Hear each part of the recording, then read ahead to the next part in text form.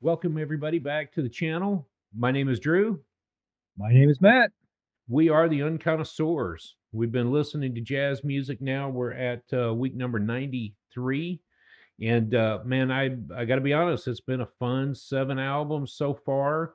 Hopefully, everybody listening's had an opportunity to go listen to the albums, check out the artist, maybe start to dig into your rabbit holes on your own to find out a little bit more information about who it is, the time frame that they were playing, the music, and starting to form an opinion of what you like and what you don't like. So, welcome into number 93. Matt, I'm going to give this an opportunity for you to say who it is because I know we've both been pretty excited about this day. So, Yeah, who is number absolutely. 93 that everybody'd been listening to last week? Well, last week we introduced at the end of our video the artist to listen to this week, and his name is Brad Mehldau. Brad Mehldau.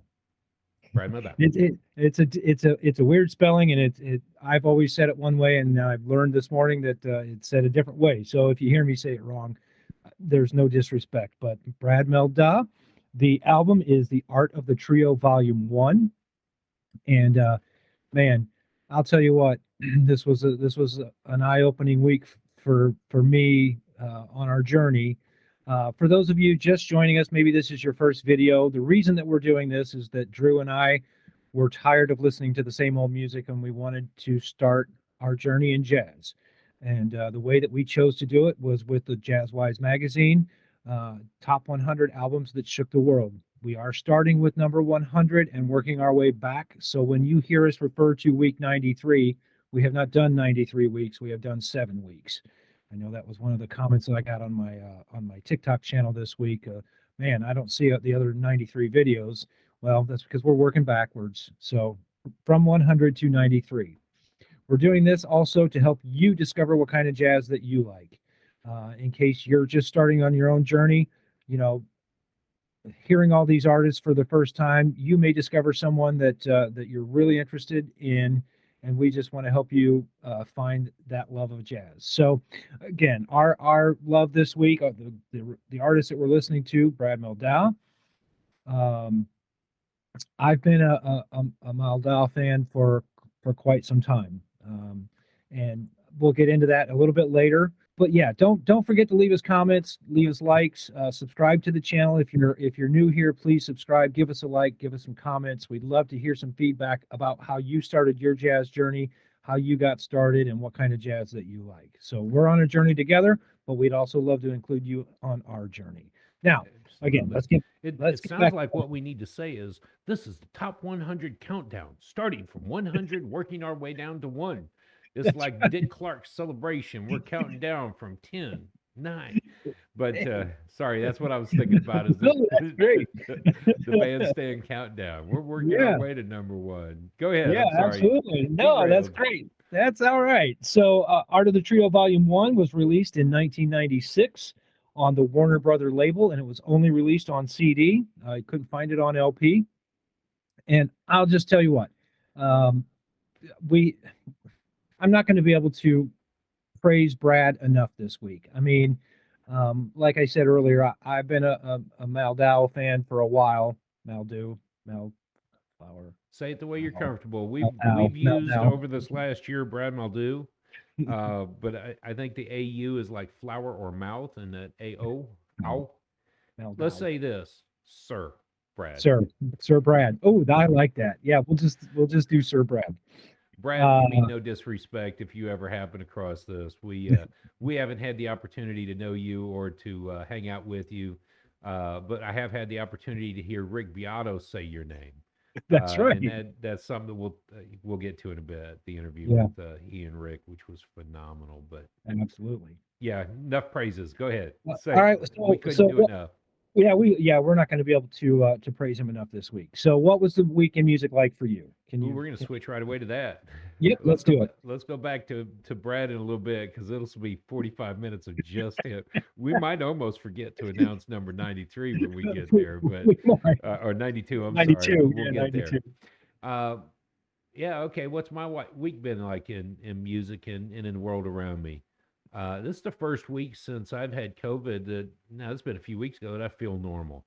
The artist that we're listening to this week has been a great challenge because it's been an inspirational person to me. So where we're at currently in our week of music, I've listened to a lot from that artist, which has taken me to a lot of new artists, people that he's performed with in the past, those who he's had the chance to mentor or touch in his few short years of performing.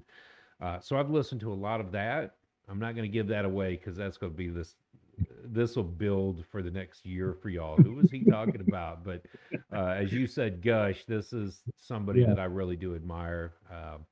But this week it's been a lot of that. The art of the trio, all of them, one through five. I have just thoroughly enjoyed Brad's music.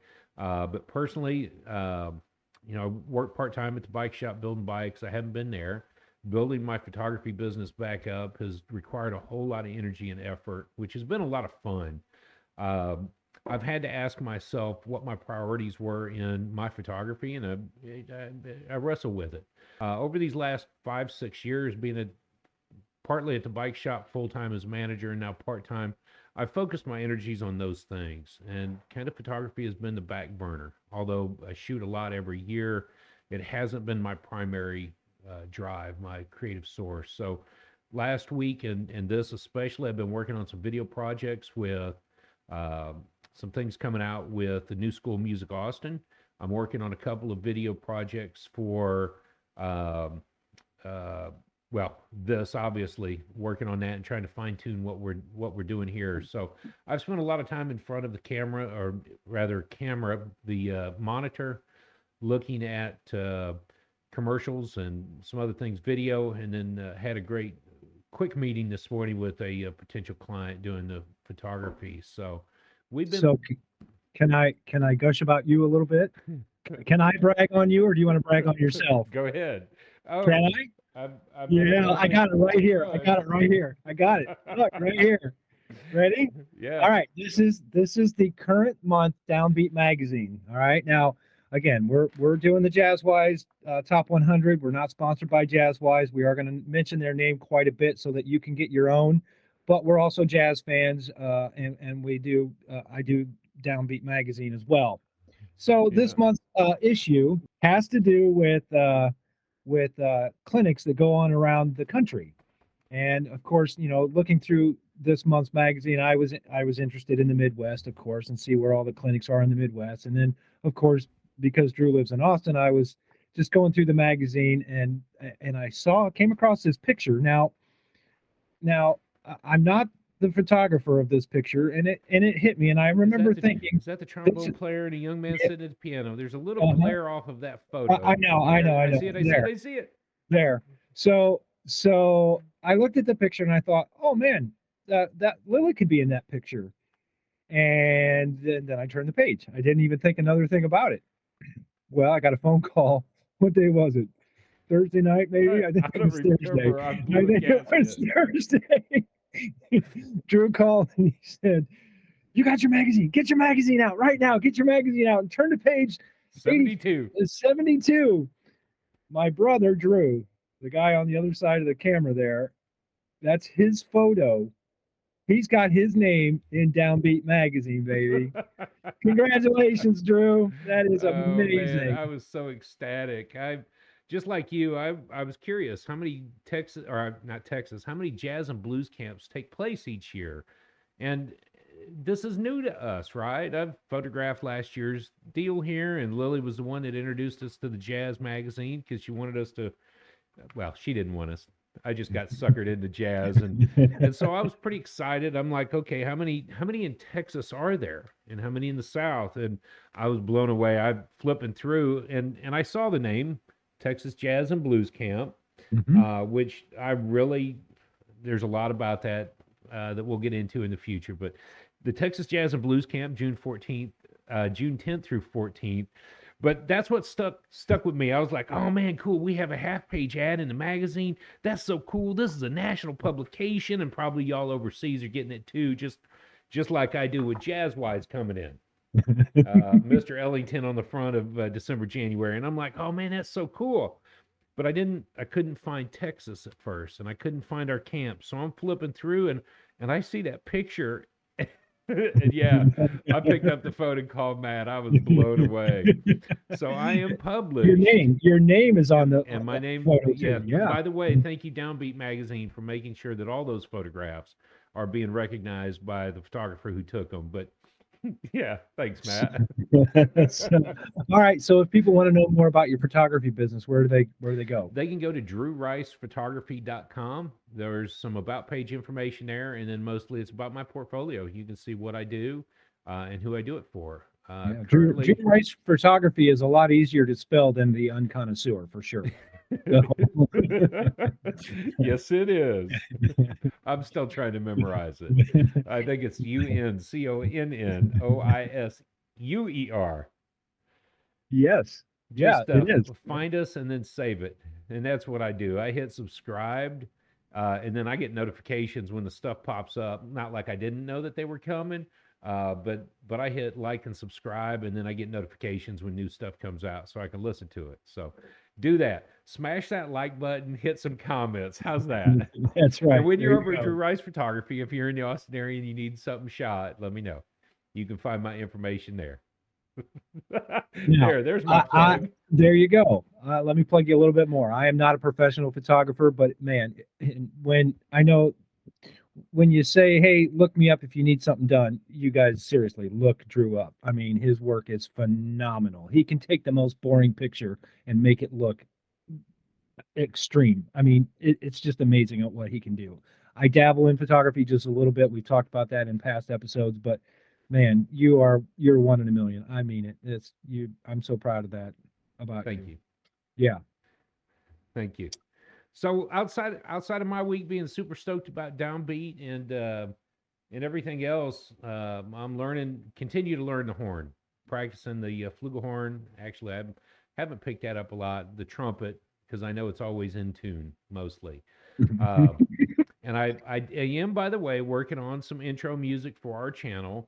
I've got all three parts written out. And in time, Lily and I were just talking about this week recording our parts. We'll send it over to you so you can add some harmony in the middle of that. All right. You'll know the music when it comes out and you start to hear it. And get But some I'm drums in the background, and right? get some drums. That's what I'm hoping is that if we All send right. the files over, well, Delaney knows what she's doing, so I can send the files over and she can get you taken care of. But Yeah. so that's go ahead. All right. Tell us about your week, man. What's been going on? Well, remember last week I had a washing machine issue, had to tear the washing machine apart, blah blah blah blah blah. This week is a drain issue, and I clogged up I clogged up the kitchen sink way down, 30 feet down, Oh and so I man. was dealing with that all weekend. But sometimes your hobbies they shoot you in the foot a little bit, and that's this my hobby of making mead shot me in the foot this week. I made a huge mistake and tried to put 6 pounds of blueberries down the drain, and it just didn't work. So lesson learned twice now, twice. Yeah, it won't happen again for sure. It's called trash can, right? It's called the trash can. Yep. Oh man. All right, so yeah, let's start because Well, we don't want to waste any time then, do we? You're uh, like, forget about my week. I don't care. I want to tell you I about. asked you about your week. Oh, I know. We usually go on a little bit more about our weeks and ramble. Nope, nope, Ain't no time for rambling when you ain't guys no time. when we want to talk about this. So waste not, want not, baby. I have been so excited about recording this week for Sir Brad. Like I said earlier, Sir Brad, he that's gonna Sir Brad. stink. The reason I know about Brad is because he played with my favorite artist Pat Metheny, and they put out a CD. It was Mehldau, Metheny. Oh crap! I can picture it in my head. I can't remember the entire name of the CD, It's but it was funny just because a. I knew that you were gonna say that, and I was Do getting you ready have to it up? because I was listening to Maybe. Pat Metheny Brad Mehldau Quartet, Uh-huh. which is Yes, sir. not the White and Blue album, which is actually just titled Metheny Maldo. Okay. Yes. And And it that's is the white. I That's the have it white on and my blue. I And have it on my yes, phone here, right there. but I'll pop up both of those album covers right here so that you can see that. All right. And so yeah, he plays with my favorite artist, and so I was introduced to him. And then I bought the CD Largo. Uh, I think that was probably the year that it came out, and Largo was a different it was a different beast for me. I was hoping more Metheny style, but it's Brad style, and I didn't appreciate Largo like I should have back then, and I definitely didn't rabbit hole. But man, when he came up number 93 on our list, that this is the week for me that you and I both rabbit holed on this hard, and we'll talk about that in a minute. But and when we say rabbit hole, we mean dig deeper, dig deeper, dig deeper than just the album that we're covering. And we found another album of Sir Brad's that because of me being a Rush fan, you being a Rush fan, and this album just blew us away, right? Not to mention the Art of the Trio, Volume One. So, anyways, yesterday I was doing a little bit of research on the album, and let me get one more shout out. I want to give a shout out to all the jazz DJs who do jazz radio and free internet jazz DJs, Mm. especially for knowing all the information and who played with who. And man, I'm just thinking back to pre-internet days, how we would look all that stuff up and how we would get all that information. So if you were a jazz DJ, Yeah. man, I appreciate you more than you know. Because even today, with all of the information right at our fingertips, I still sometimes just don't even bother looking stuff up. But I did with Sir Brad today. So let me I'm not going to talk about the whole 9 songs on the album, but song number one, "Blame It on My Youth," is a 1934 standard by Oscar Levant, and that was something that I didn't realize. So, that's kind of the rabbit hole for me. Song number two is a 1939 classic by Artie Shaw, and Mm. it's been covered by Cassandra and Okay. Cecile. We talked about Cecile 3 weeks ago. 3 weeks ago. It's on her album. It's on Woman Child. You're Song number kidding me. I am not. And see, that's the thing that blows me away. I didn't know what time it was. I didn't know what time it was, then I met you.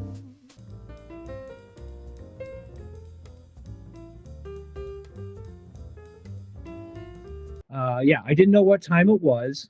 She did a version on Woman Child, and by one of the artists coming up in future episodes, Cassandra Wilson. She's done it on her album too. Betty Carter did the same tune. I mean, this tune has been covered endlessly, right? This the 1939, yeah, this the Artie second Shaw, tune and the second tune on the album. yep. Yep. So, you know, you, for us being unconnoisseurs, not being professionals at this, and you do it way better than I do. You do it way better than I do. You recognize the tune and you say, "Oh yeah, that's one of those standards. That's one of those jazz classics. That's one of those this, that, and the other." But man, Brad puts his own spin on the tune. First of all, because I went back Oh, yesterday and listened to yeah. Cassandra's. I'm sorry, listened to Cecile McLaurin Salvant's version. You put those side by side, they don't sound anything alike, right? And so I'm just like, I was just blown away. How did I miss that? How did I Yep. miss that? That Cecile did the same thing on Brad's, and it's only been 3 weeks since we recorded Cecile. Ron's Place number three, that's Brad's song number four, Blackbird, classic. Well, and I was just gonna say, I got sidetracked with that song. If I paid attention to anything, listening to his rendition of Blackbird, just Yes, I was sold on the yes, album at that moment. yes. Very simple, very elegant, very well. It's Brad. That's what I've come to expect. So, Yep, go absolutely. ahead. Yeah, no, that's pretty much where I was going to stop. I didn't, like I said, I didn't need to go through the whole 9 songs on the list, but Lennon McCartney. You know what? I'll be completely honest with you. I'm a fair weather Beatles fan. I'm not a huge Beatles fan. I'm a fair weather fan. There's songs that I like, and then the rest of it, I just don't care for. But man, you put a song like Blackbird on your album, and you put your spin on it like Sir Brad does, Yeah. and you, You better back it up. If you're going to hang that shingle, back it up. that's And he hung that shingle out there, and it was, yeah, he more than backed it up, right? yep. What were y'all thoughts about both that spin? Did anybody out there catch song number 2 that was done by so many other people in the past? Uh, these are the comments that we want to know. And as we give you next week's album, if there's things you won't know what we're going to talk about until next week. But the reality is, if there's things that stand out to you about next week's album, which we'll announce later, uh, let us know, because this is the kind of information we're learning as we grow. Um, who played with who? Man, that it's Stella and That Austin. I'm going to interject here. On Saturday night, I had an opportunity to go hear Joe Morales play at the Elephant Room, and he was playing with Extreme Heat. They got together in 1974. And this group of musicians has been playing pretty solid since. Occasionally, their saxophone player sits out or has got other things to do. And they have, I think, I don't know how many times in the past, I know of twice that Joe sat in. So I wanted to go check him out at the Elephant Room downtown on Saturday night. Man, what an incredible repertoire. And these were original songs. I'm blown away by proficient musicians, somebody like Joe who gets up and says, I don't know the song. I've worked with it since the last time they sent me. So I'm going to do the charts, and I'm going to basically, he's up there sight reading with a group of musicians that have been playing these songs together since 1974. It blew me away at the ability both to sight read most of the song, but then to improvise in the middle.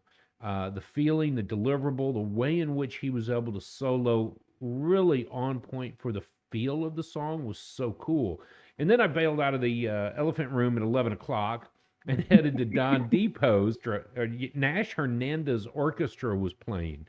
And they play at Don's Depot a lot. Don's Depot's an old train station looking thing. And I went from the underground basement of the Elephant Room, like a single wide shotgun house in New Orleans with a couple hundred people packed in it, waiting line, to this Don's Depot, where everything seemed to be like the floors are creaking and the carpet's probably 100 years old, and the Nash Hernandez Orchestra, the big band sound. So I went from this kind of funk, electric, 80s kind of jive to Nash Hernandez Orchestra has been playing since for 75 years. Oh, And so I boy. went to that swing kind of thing, and they're playing the not current songs, but they're playing what you would expect from a big band, and they've got people on the dance floor. So it was super cool. So when I think about musicians today putting their spin on somebody's songs, and you think about Brad and putting that shingle out there, can I do it? Oh man, I will do it, and it will sound like my original song. So I Well, much and admiration for somebody who can do that. you know that it's interesting that you say that, and I'm just going to touch on that real quick, and then we'll get back. But the way that I listen to music, I pull the album up on my phone, I have my AirPods in, put my phone down, and I don't look at the name of the songs or anything. I'm just listening to the music, and so it's not until that realization hits, oh, I may have heard that tune before, or oh, you know what I mean? That and he puts his spin on the songs to make them sound original. Yep. And, and the whole time I was listening to Art of the Trio Volume 1, oh, that's Brad's song. Oh, that's Brad's song. Oh, that's Brad's song. Oh, another Brad song. And then Blackbird comes up, and you know it's not Brad's song, but it's his spin. So Yep. then when you realize, oh no, that's a 1939 classic. Oh, that's a 1934 classic. Oh, that's been covered by, and it's just eye-opening. And it's I don't want to say it's refreshing, but it makes you really stop and think that the jazz community, even Yep. though as big as it may seem right now to us, because we don't know what we don't know, it's We- still a relatively small community, I think. Oh, it really is. It Yes. really is. And if I so I left Joe, I got to see him at his break, and I said, "Hey, I'm getting ready to go over to Don's Depot." And he said, "Hey, say hello to Richard for me while you're there." So I happen to know two saxophone players, both playing tenor sax that night at two different places. It is a small world. Yes. And to watch some of the musicians come through the door, both places, that they recognize each other. It is a small, tight community. In the jazz world is even smaller. Matt, you read earlier the before the as the slideshow comes up. This is in the paragraph that you read earlier, or that I read earlier, from the paragraph from the magazine that says um, his ability to pick up pop tunes, hear the Beatles' Blackbird, and develop them in a personal way, his ability to deliver original material of genuine substance on this album, and they talk about the ones that he did. I think the key phrase there is his ability to pick up pop tunes and develop them. So what do you have on this? Oh, cool. Right. Yeah, these are all off his website. And I've got his website pulled up behind me on my laptop behind me, but um, he's just a cool looking dude anyways. I mean, there's a Largo album that I bought a long time ago. I think I wore that CD out too. I know you can't wear a CD out, but man, I did. I think But I you were wore it going out. to. I was gonna try. So that's Largo. There's just a couple of more pictures. That top picture of him with the Yep. greenery in front, that again, Drew Rice photography. Yes, I would I, love, I would I love to have a picture like that. uh-huh. Well, I thought of you when I saw that Yeah. picture. I'm like, oh, Drew could take that picture easy. So yeah, it's there. A little bit of information about Brad. Born August 23rd, 1970, so he's my age. Um, he looks younger than I do, but you know, age is just a number. Some of the influences that he had was pop and progressive rock for sure. Classical, yeah, I put for sure for classical, but Yeah. pop and prog rock. He talks about that in the interview with Beato. And that's, I'll tell you what, don't leave our channel right now, but make time to go watch the Beato Oh, Sir and I'll Brad. I'll put that link below here. Put the link below, yeah. Man, what a tremendous interview. Oh yeah, for sure. And you can tell during the interview, he's sitting in front of a piano and he just wants to play. I mean, Rick will say something and he'll turn to the piano. Oh, wait a minute, we were talking. Oh, wait a minute, we were talking. So, it just oh, I loved it. I love Yep. that interview. First solo album came out in 1993. And I put for the genre it's jazz and fusion. So, I didn't. You got any other categories that you'd throw Brad in? Eclecticism, that's going to come up on the Yeah. next slide. We'll talk about that a little bit. But I just couldn't think of any other It's genres. interesting because I think with jazz infusion, I think the '70s fusion, when you get into some of that funk and other stuff, but this is as much the classical as anything. His ability to play the classical Yeah. pieces. I don't see in here anything, and so I want to touch on it. One of the things that I got into is German Romanticism, Yeah. having a touch of that, and there were a couple of, as I did some digging, couple of names that were associated with this symphonic poem or tone poem. Hmm. And coming in with that, we get into that when we look at that album on the rabbit hole that you've got listed in. When you start thinking about the sounds that he's created over the piano, how do you think and feel that way? We watched a movie together one night where a classic clarinetist sits down and says, "This is the song that I hear," and the cat with the cornet plays his tune over it, and it's adaptation to a classic tune. And I think that, if you have somebody that hears all of that at one time when they sit down in a piano and play, that's Brad. The Yeah. geniusness of hearing all that stuff. So genre, eh, jazz fused with classic German romanticism, blended with Prog rock. rock, prog rock, Yeah. baby. Yeah. Yeah. So I'll let you finish that rabbit hole there. Yeah. So I just put his. Well, here, let's talk about the awards. He was nominated for a Grammy 11 times, and he won one Grammy for Finding Gabriel, which interestingly enough, Drew and I missed on our rabbit hole the actual week that we studied Brad. Somehow we missed it. Well, and we'll go into why in the next little segment. But Downbeat Reader poll winner 9 times for piano outstanding jazz artist for piano. So I mean, you Yeah. can't say enough. Uh, the one-time Grammy, I think he should have won all 11 times based on the albums that were nominated for Grammys. Um, but Finding Gabriel, I'll tell you, that will blow your socks off. And if you like Finding Gabriel, you're going to love the Rabbit Hole album that Drew and I fell into the week that we listened to Brad, and that's Jacob's Ladder. And you know, being Rush fans ourselves, and being Sir Brad fans, of course, you mix those two together, and what comes out is something simply amazing. Yeah. I mean, Yep. you don't have to know Rush to appreciate the album Jacob's Ladder. I will tell you though, it does go into some pretty dark places. It's Hmm.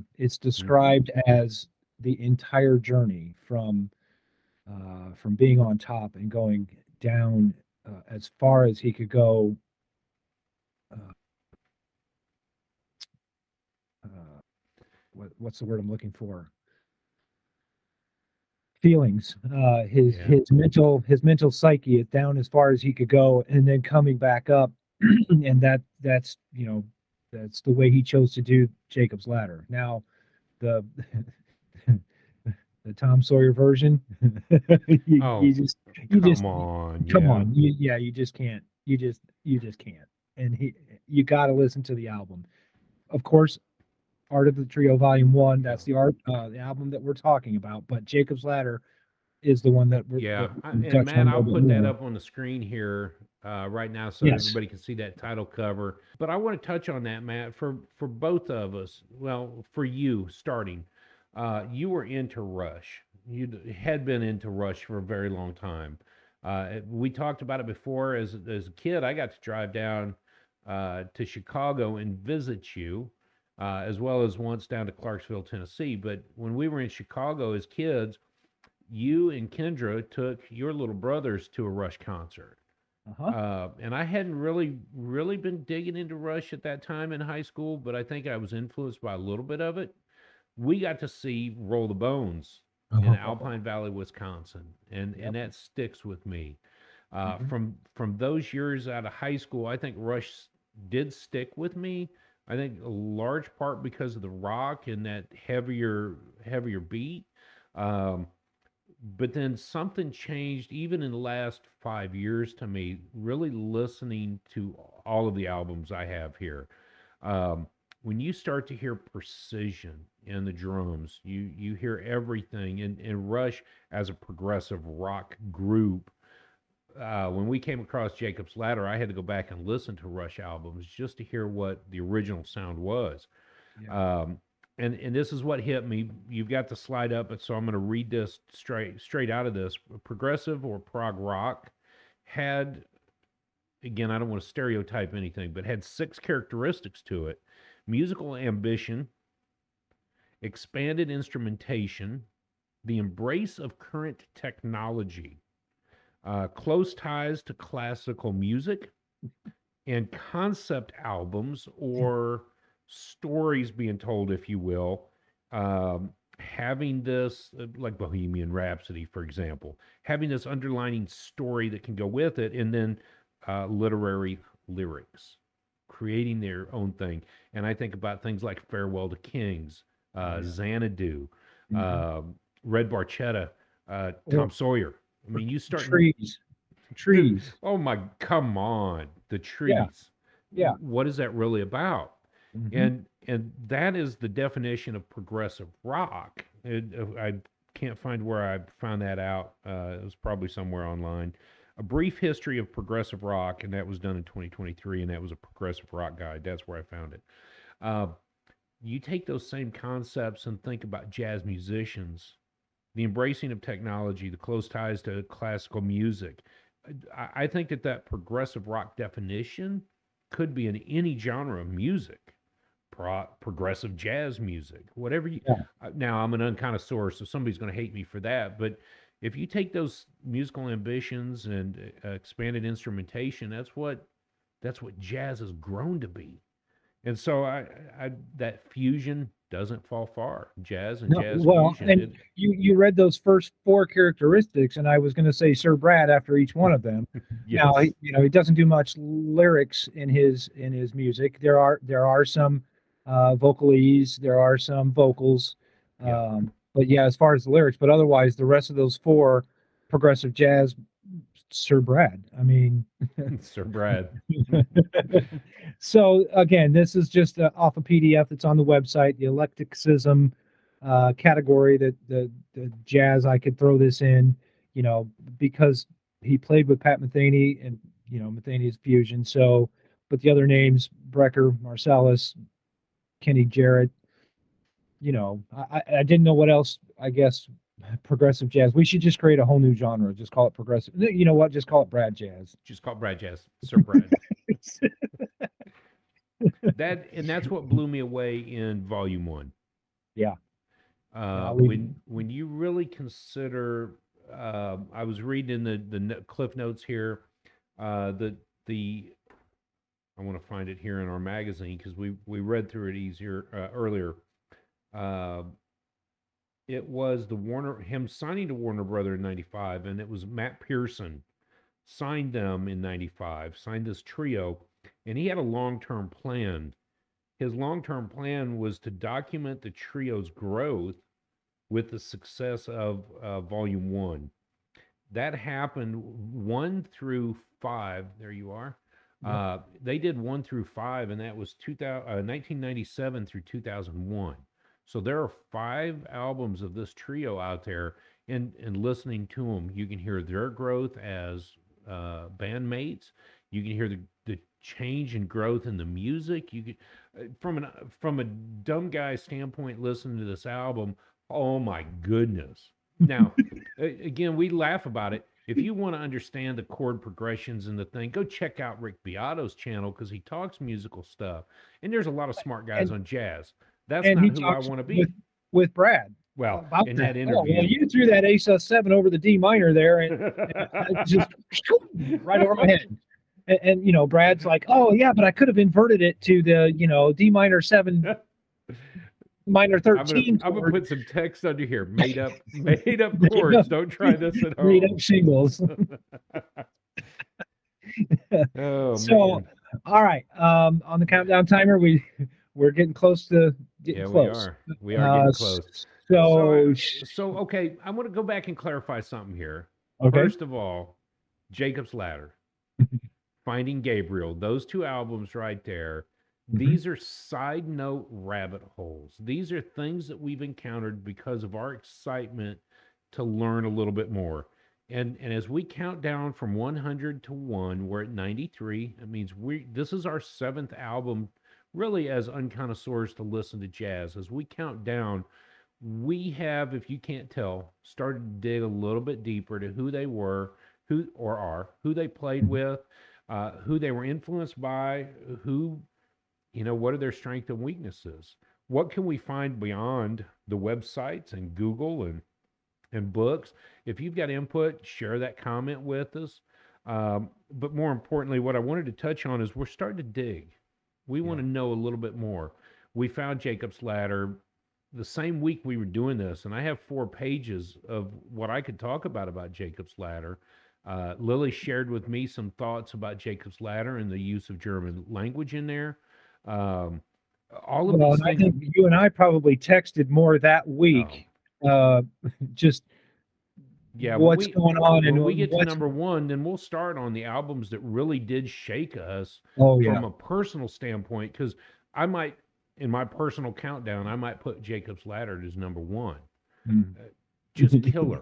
And then when was it? 2 or 3 weeks ago, or when the Beato interview, you said something about Finding Gabriel. And I'm like, oh, come on. Yeah. We could have spent months. Well, and it reminds us that it's a marathon and not a sprint, and we've got a long time to listen to jazz, and we don't have to know it all right now. Nope, but if you could plug me in, Neo, download it all right now.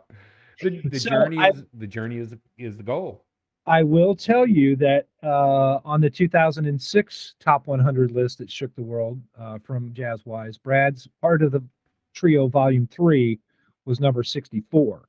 So I appreciate uh, that John yeah, that and the his trio made the list 2 years, and I'm glad for us, for you and I, that it was number 93 instead of number 63. Can you imagine having to wait 40 more weeks? Oh, you wouldn't know what you were missing.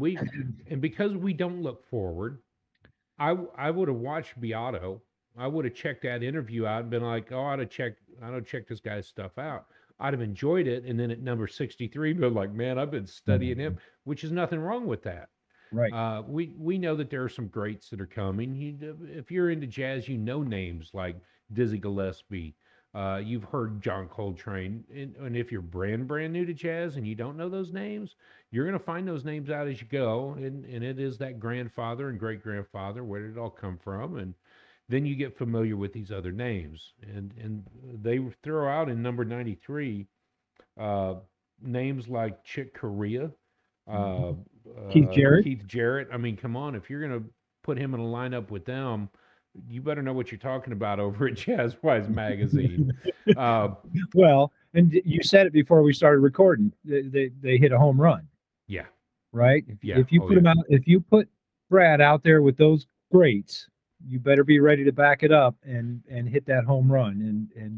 yeah, And Brad definitely hits and this he home did. run. Yeah. We are not sponsored by Jazzwise magazine. We just happened upon this as a guide.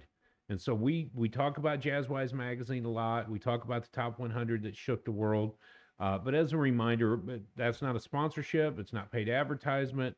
We just happened to stumble upon this. Well, I got it for Christmas, and we decided to go from 100 down.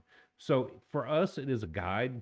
It is not the end all be all top 100, and I think we've learned that from the 99 that they had in a Yep. page, couple of pages, and then from the 2006. It's not the end all be all jazz guide. We're not telling you have to rush out and buy the vinyl and get the fancy headphones and record player, but we're using it as a guide for us to get down from 100 to 1. We encourage everybody to do that. It is crucial. Pick up. We would hope that you would go from the beginning to end, because this is building blocks. We're laying a foundation in the first 50 to figure out where the walls and the windows are going to be in the next 50. So 100 down, that's what our goal is. So in my research this week, I came across another website. I'm just going to read you the first paragraph. I was just doing interested in jazz but don't know where to start. This is a website, a blog post by Matt Shipman. He posted it in 2022. He says in the first paragraph, one reason some folks don't listen to jazz is that they don't know where to start. That's what I want to talk about here and hopefully help folks find something they love. Boom. That's the Yeah, boy. unconnoisseur.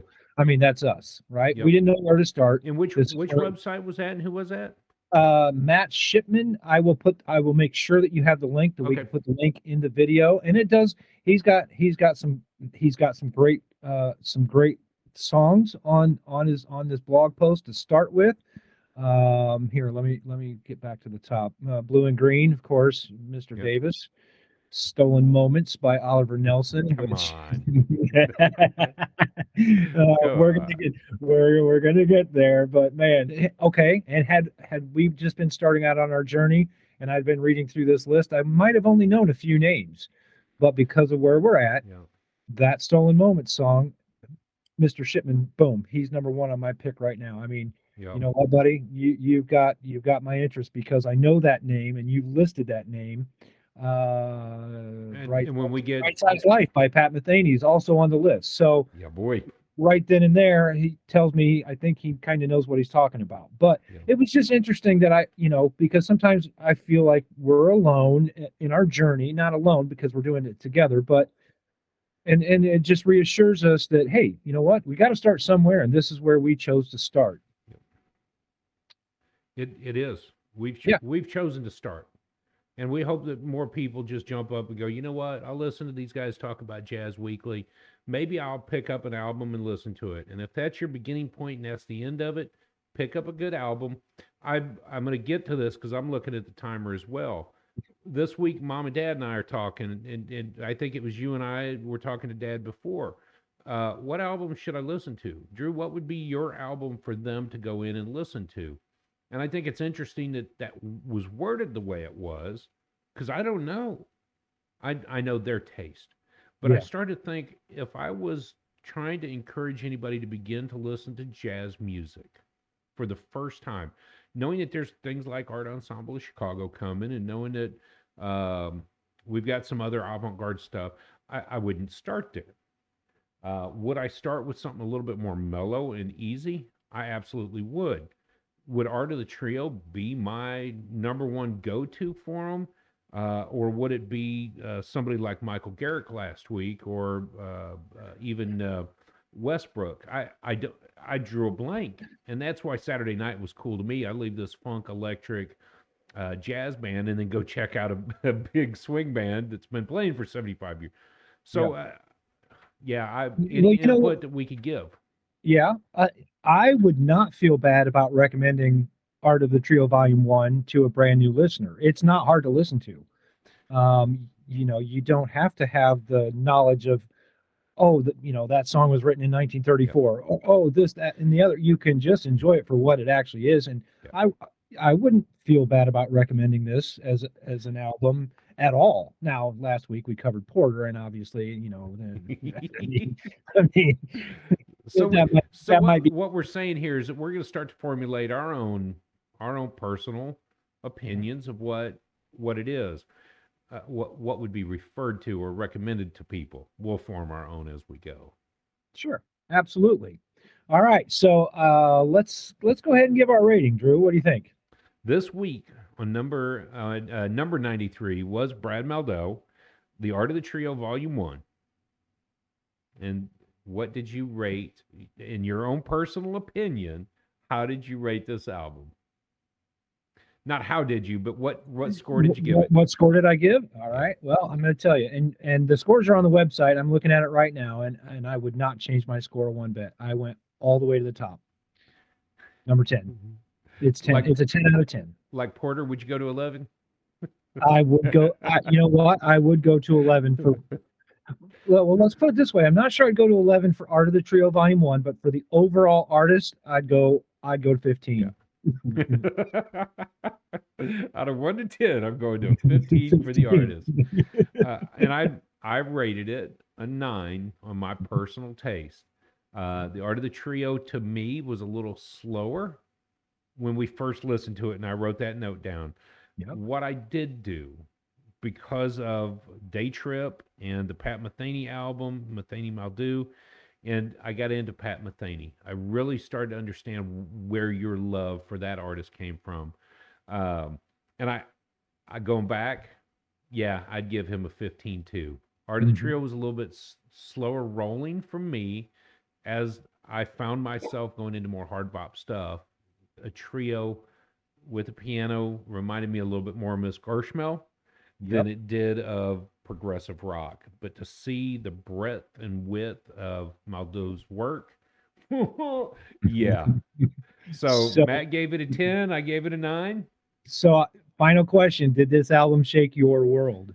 It shook my world then, and it is still shaking my world today. What about you?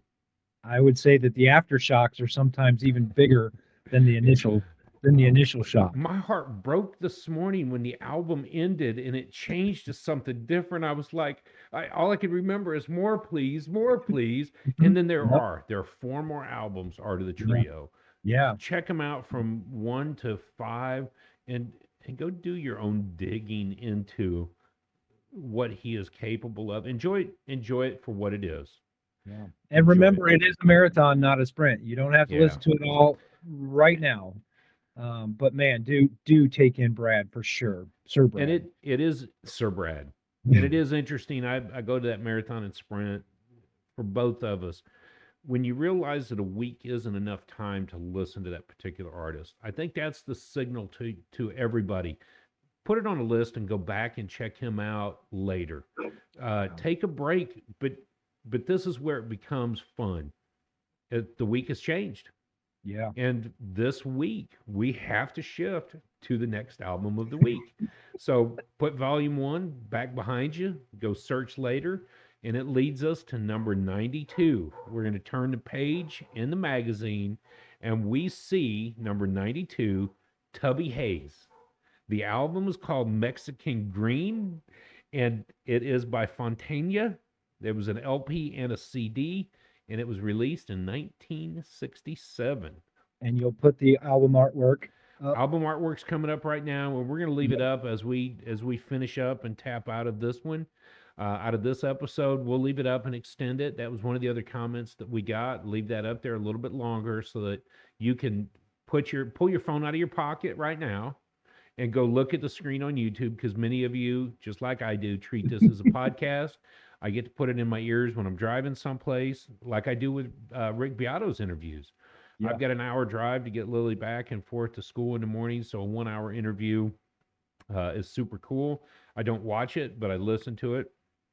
So pull your phone out of your purse, grab your phone from the desktop, or pull it out of your pocket. We've got Tubby Hayes, Mexican Green, on screen now.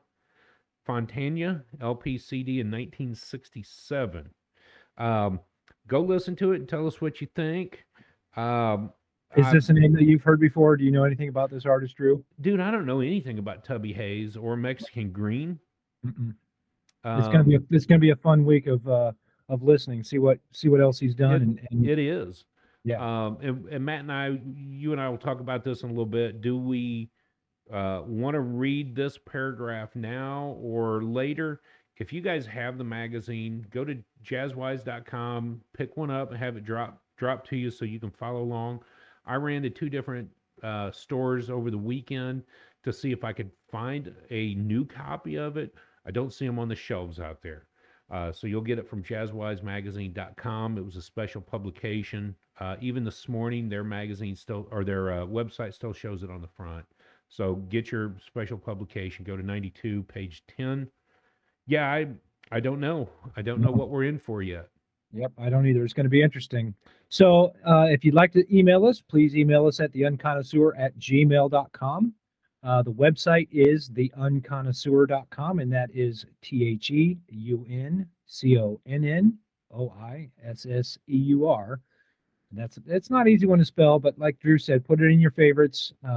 Hit the website. You'll see our ratings there. You'll see our comments about the album that we're talking about both last week and this week.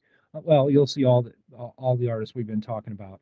You can find me on TikTok at The Unconnoisseur. And Drew, I think you're going to start your Insta soon, or you're going to concentrate on the shorts. I'm going to focus on the shorts. So we'll be seeing some of these things come out as we go, and then a little bit more information. Cool, man. Hey, have a great week listening to Tubby Hayes. Come back next week when we talk about him, and we'd love to know how you feel, so don't be afraid to leave comments. Absolutely. Have a great week, guys.